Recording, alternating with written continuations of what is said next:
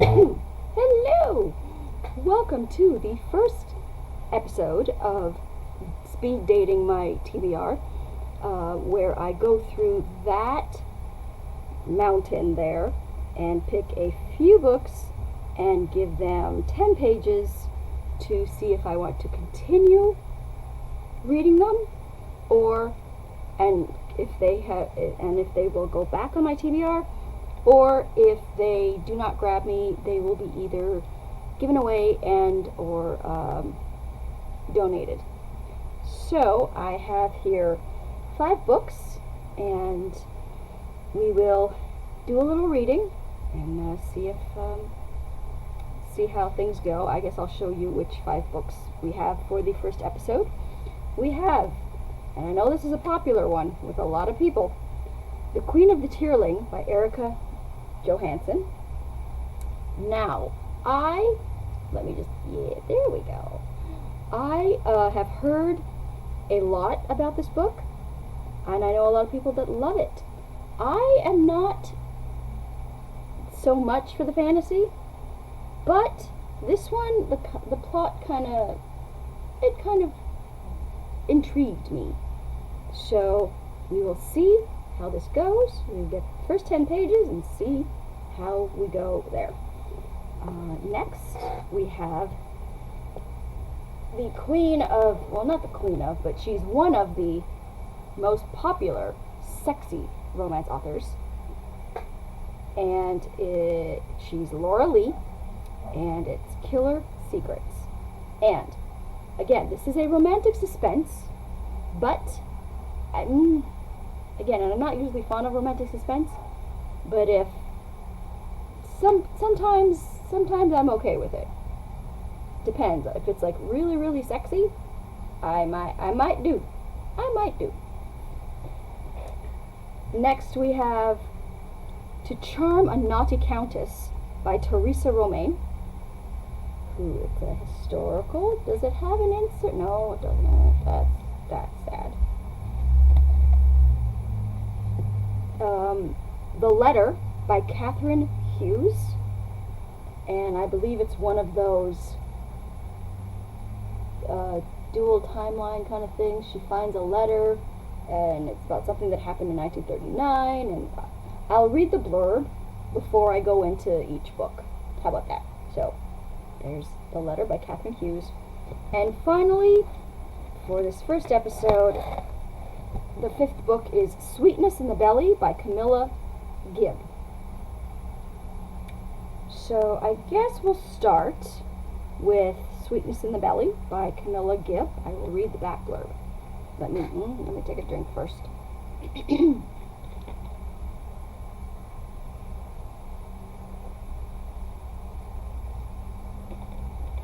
Okay. Set in Emperor Haile Selassie's,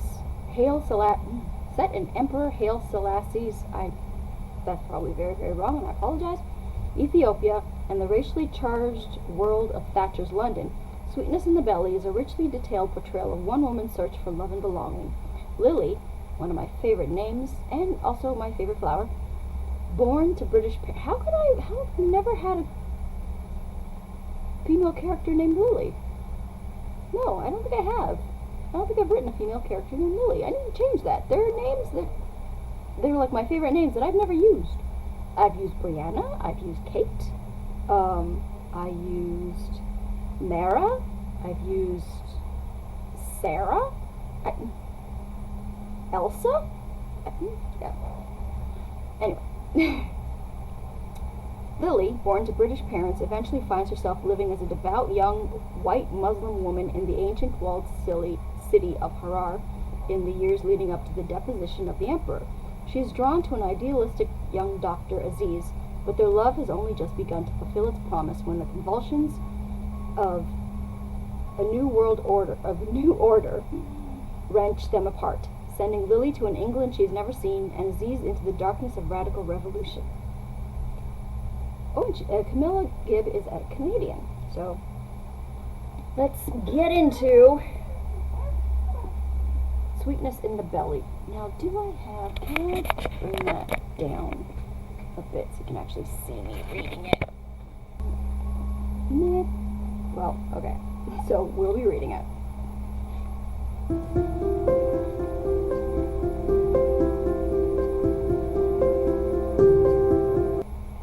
I guess I can read like the first lines to you guys. I think that'd be fun.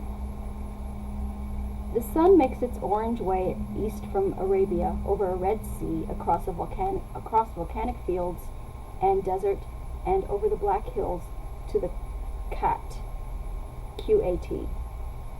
and coffee shrubbed land of the fertile valley that surrounds our walled city. That's the first line.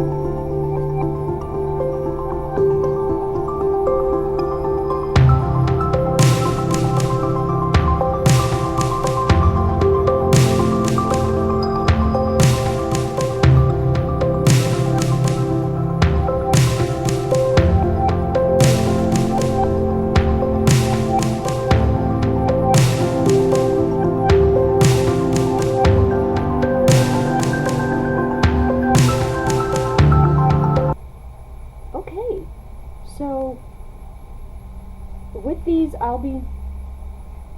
should amend what I said.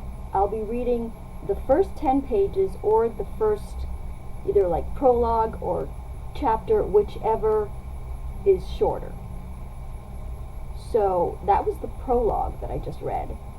And it starts sort of setting the scene of like, talking about hyenas who come like in the night, and just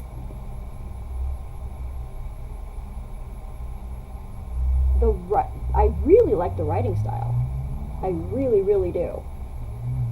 And so, like, we didn't meet any characters or anything, but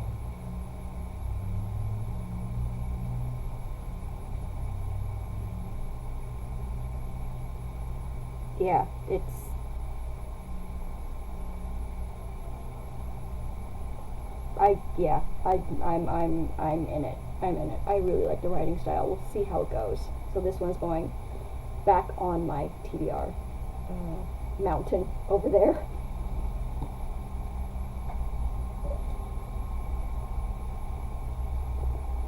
So next, I'll be trying The Letter by Catherine Hughes.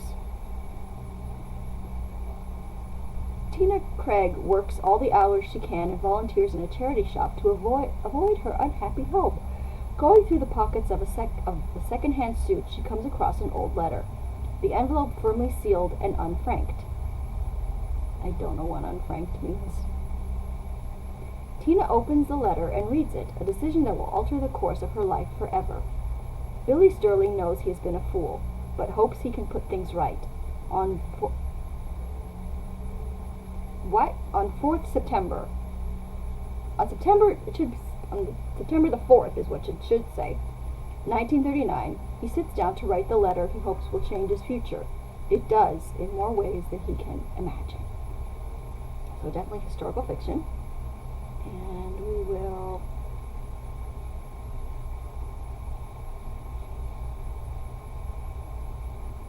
start. This one will be reading the prologue as well. Like, if they have a prologue, I'll read that first. So let's read the first line. It was the small things she took pleasure in. Let's get into it now.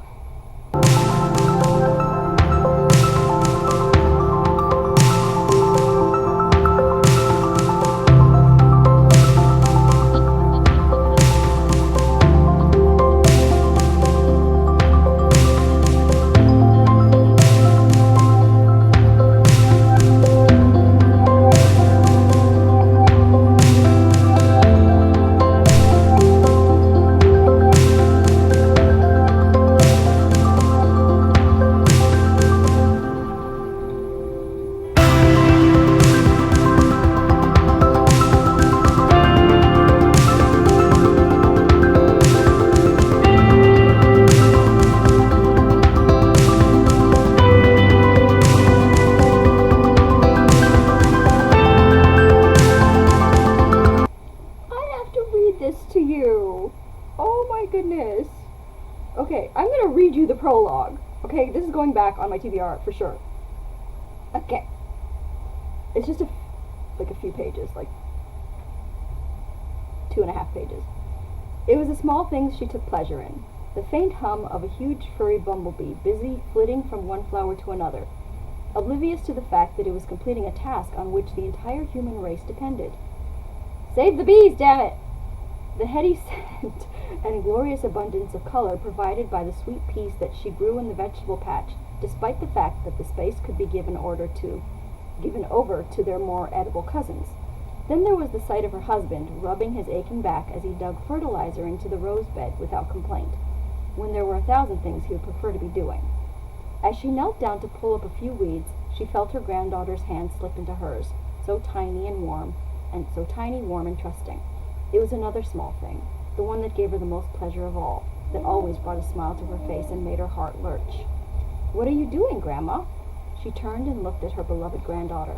The little girl's cheeks were tinged pink with the afternoon sun, and she had smudges of soil across her button nose. She took out her handkerchief and gently wiped them away. "I'm just pulling up these weeds." "Why?" She thought about this for a second. "Well, they don't belong here." "Oh, where do they belong then?"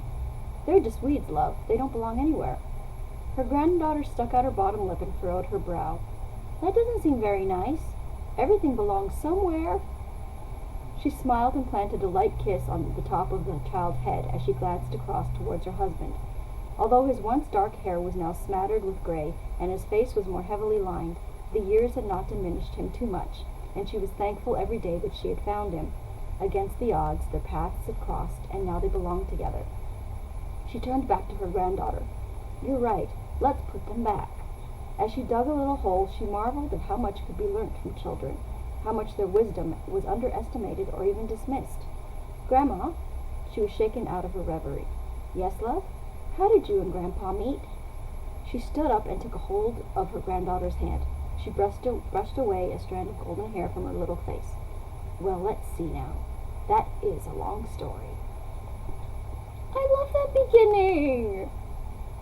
Oh my goodness. Yeah, that's definitely going back on my TBR. Definitely. Next we have To Charm a Naughty Countess by Teresa Romaine.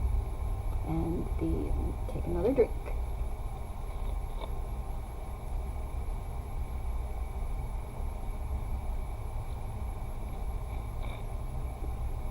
Let's read the back blurb. Brilliant, but rumored mad, Michael Layward, the impoverished Duke of Wyvern, has no success courting heiresses until widowed Lady Stratton takes up his cause, after first refusing his suit. Caroline Graves, the popular Countess of Stratton, sits alone at the pinnacle of London society and is vowed to never remarry. When Michael, her counterpart in an old scandal, returns to town after a long absence, she finds herself as enthralled with him as ever. As she guides the anxiety-ridden Duke through the trials of London society, Caroline realizes that she's lost her heart. But if she gives herself to the only man she's ever loved, she'll lose the hard-won independence she prizes most of all. Oh, it's one of those. First sentence reads, "The money is gone, Your Grace."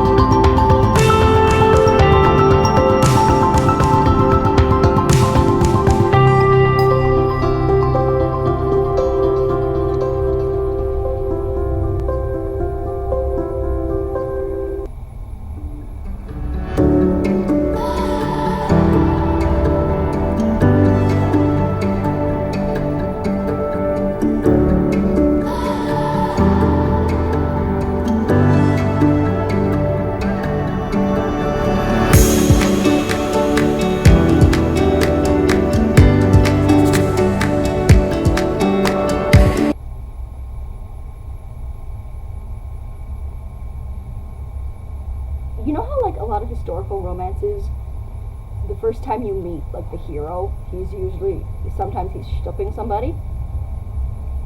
First time we meet the heroine, she's just finished stooping somebody.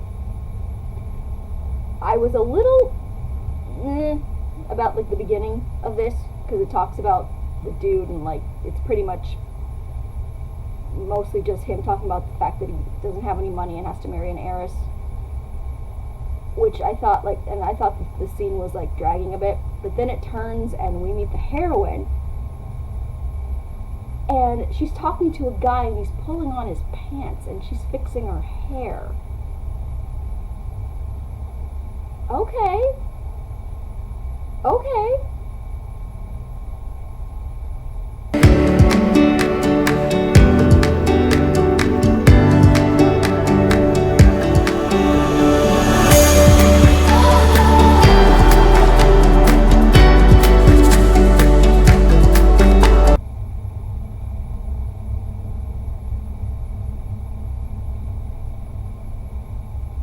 Hart stared up at her like a child who couldn't. Hold on, let me do that again. She rose from her seat before the dressing table and sashayed to the bed. With a sweep of her arm, she threw back the green damask bed covers and the bed sheets. Hart stared up at her like a child who could not believe he had just been offered another serving of apple tart. By God, Carol, you're a wonder. Despite her fast reputation, rare was the man Carolyn welcomed to her bed. She chose lovers by totting up the positives and the negatives, choosing the man with the most of the former and the fewest of the latter.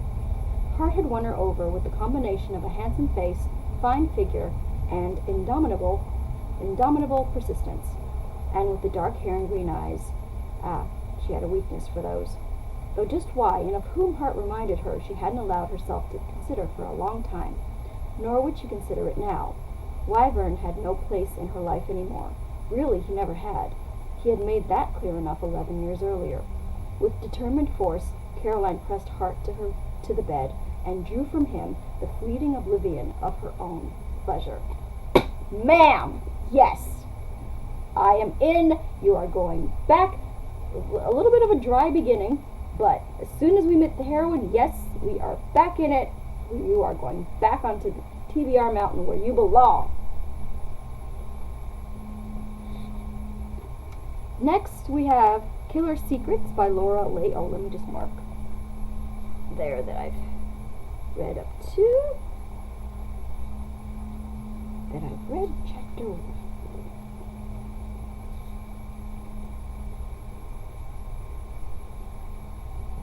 Next, we have Killer Secrets by Laura Leigh.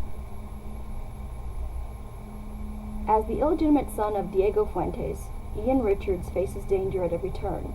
Neither his father nor his fellow Navy SEALs knows which side he's fighting for or against, which is exactly how the game must be played, until Agent Porter enters the picture.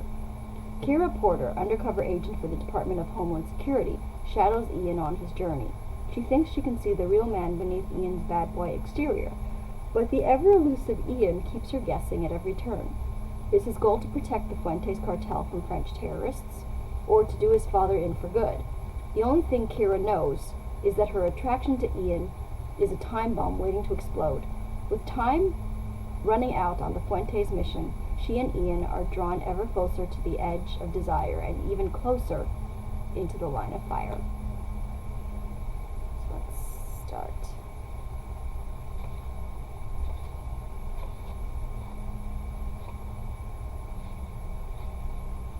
Okay, so this one has a prologue.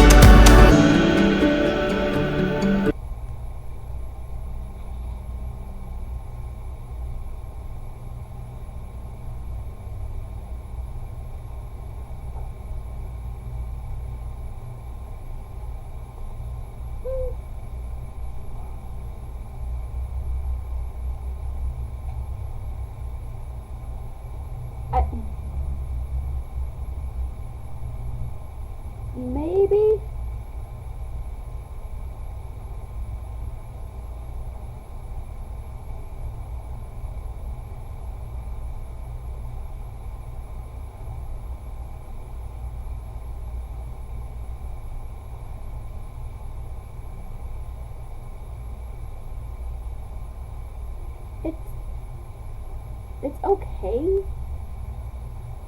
Like, we're starting off, he's visiting his friend in the hospital who had been held hostage and tortured by this Fuentes family, who Ian is actually, as the blurb stated, he's the son of. So, yeah, so it looks like he's trying to infiltrate them, and he's worried that, like, his friend, when the friend comes out of the coma or whatever that he's in, it's gonna look like Ian betrayed them all. So, and then he meets this, like, I can't tell if he knew this girl Kira. Like, I think she is there, but I can't, like, I think she's, like, trying, she's there and, like, she's trying to kill him, but he knocks her out. I think if I'm downing it this much, it's a no.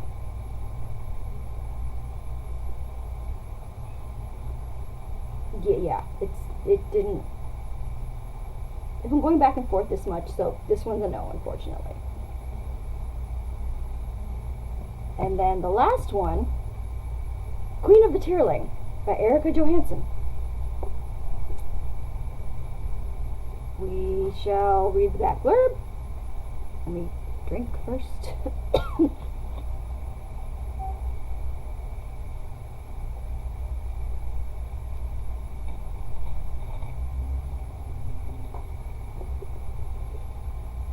With the arrival of her 19th birthday, Princess Kelsey Raleigh Glynn is ascending to her rightful place as the new Queen of the Tearling. Surrounded by enemies, including an evil sorceress possessed of dark magic, the young ruler stands little chance of success. But Kelsey possesses fearsome weapons of her own, including the tear Sapphire, a jewel of immense power and magic. An epic war draws near. Kelsey's quest to save her kingdom and meet her destiny begins. A wondrous journey of self-discovery and a trial by fire that will make her a legend if she can survive. So I think this is the first book in the series, and there's an insert cover, but it's sort of like just quotes.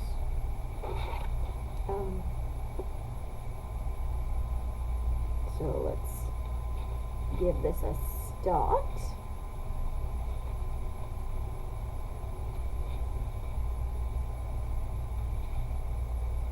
We have a map, for those of you who like maps.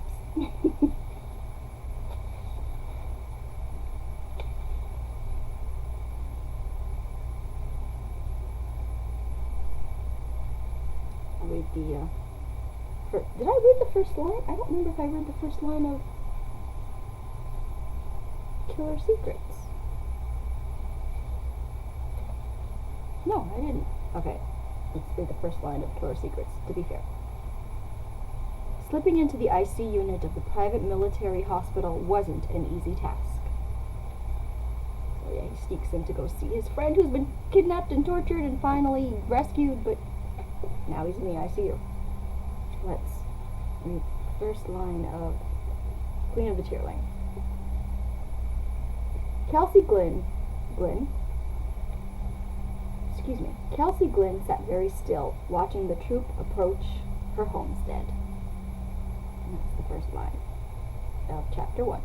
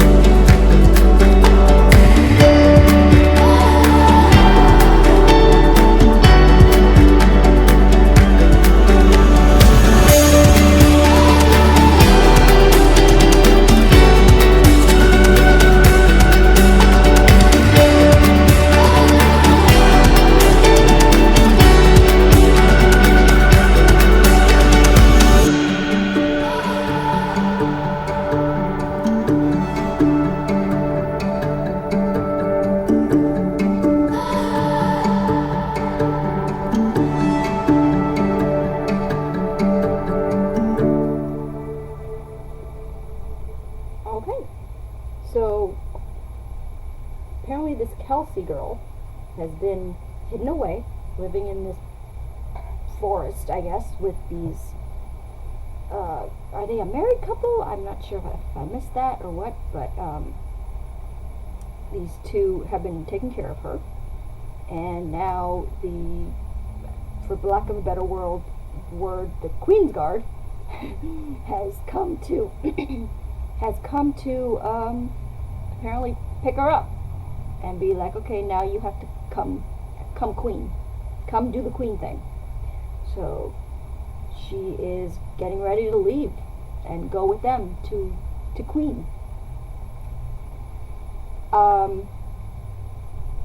Okay, I'm willing to go along. I'm willing to. The writing style is not grabbing me too much, but I'm intrigued with the plot enough to go along. So we'll put her back. We'll put Queen of the Tierling back on the TBR. So that was the first episode of Speed Dating My TBR. We got 4 going back. We have Queen of the Tierling going back. We have Sweetness in the Belly by Camilla Gibb going back. We have The Letter by Catherine Hughes going back. Did I do that right? Did I show that right, or was I showing you the backs? So those are the 3, and To Charm a Naughty Countess by Teresa Romaine is going back. The one that is not going to return, this could be like book idol. The one going home today, going home tonight, we say goodbye to Killer Secrets by Laura Lee. Just didn't grab me. So we'll be either giving this one away or donating it, doing a giveaway in like a future video, maybe sort of thing, or I'll either be giving it away on Instagram or something. But yeah, so those are the 4 that are going back. Made a sliver of room on that TBR mountain. So yeah, hope you enjoyed this video. Make sure that you're subscribed so that you can watch future episodes.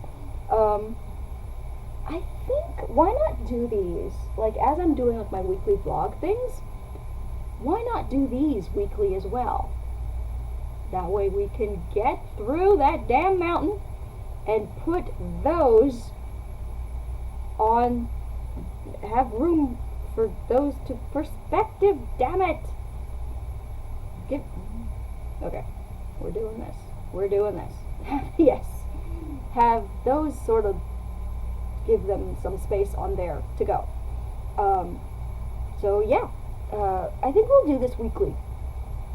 I think we'll do we have enough books to do it weekly, y'all. We really do. So